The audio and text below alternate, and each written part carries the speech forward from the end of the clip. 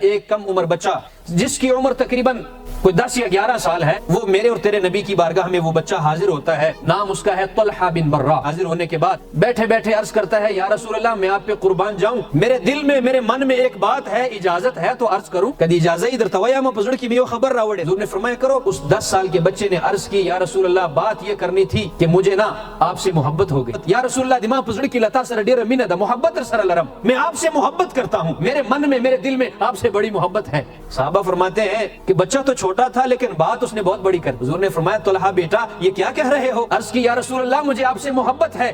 اللہ کے محبوب نے فرمایا، بیٹا اگر تو واقعی مجھ سے محبت کرتا ہے تو میں پھر اللہ کا نبی تجھے ایک حکم دیتا ہوں، میری محبت میں تو وہ کر لے گا۔ اس نے عرض کی، یا رسول اللہ میں آپ کا جب غلام ہوں، آپ کی غلامی کا دم بھرا ہے، غلام کو ذرا حکم دے کر دیکھے تو صحیح یا رسول اللہ۔ یہ وہ کمرہ بندی وہ کذب جتا خبر سرنگا نہ منم، اس کی محبت کا امتحان حضور لے رہے ہیں۔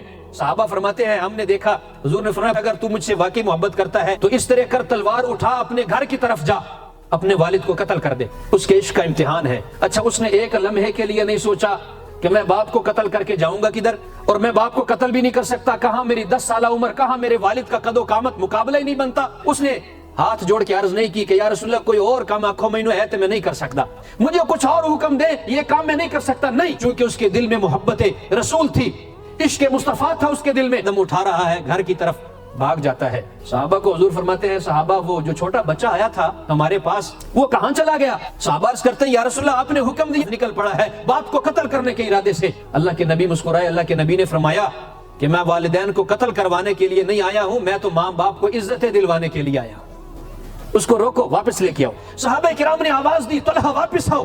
کہا ہو نہیں سکتا، نے مجھے حکم دیا ہے اللہ کے نبی نے، وہ حکم پورا کر کے آؤں گا۔ صحابہ نے کہا ہم تجھے اپنی مرضی سے نہیں بلا رہے، اللہ کے نبی تجھے بلا رہے ہیں۔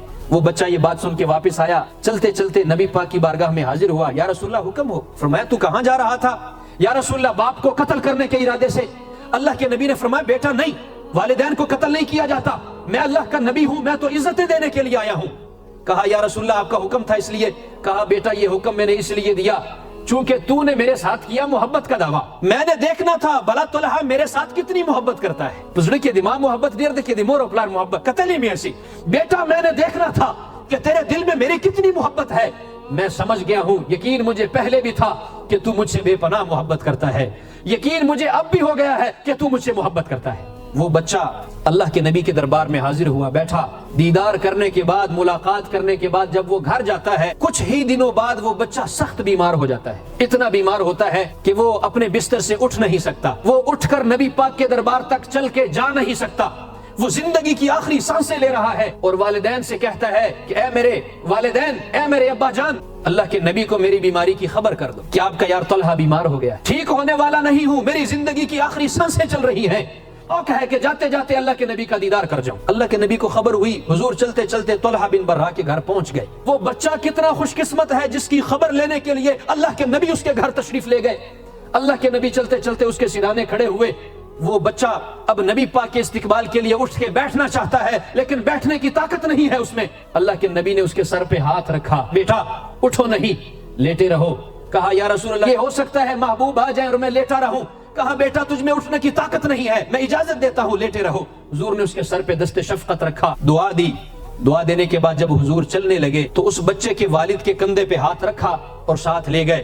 حضور نے کان میں کچھ راز کی باتیں کہی، حضور چلے گئے۔ طلحہ نے اپنے والد کو بلا کے کہا کہ ابا جان یہ بتاؤ جاتے جاتے حضور نے آپ کے کان میں کیا کہا؟ طلحہ کے والد نے کہا کہ بیٹا اللہ کے نبی نے کہا کہ تیسرے دن تیرا یہ جو بچہ ہے یہ فوت ہو جائے گا۔ اچھا جب موت کی خبر سنی اس بچے نے تو وہ رویا نہیں، وہ غمگین نہیں ہوا، بلکہ اس نے اپنی قسمت پہ ناز کیا، دیکھو تو صحیح موت کا وقت قریب ہے، یار سرانے کھڑا ہے، آیا ہے اللہ کے نبی میرے سرانے کھڑے ہیں، میری خبر لینے آ گئے ہیں۔